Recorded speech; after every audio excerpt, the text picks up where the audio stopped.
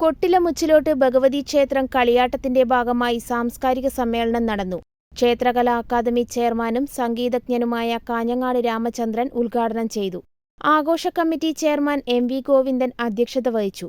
ഏഴോം ഗ്രാമപഞ്ചായത്ത് president P. Govindan മുഖ്യാതിഥിയും Indian പ്രതിരോധ മന്ത്രാലയത്തിലെ സീനിയർ സയന്റിസ്റ്റ് ഡോക്ടർ യു.പി.വി. സുധ വിശിഷ്ടാതിഥിയുമായി.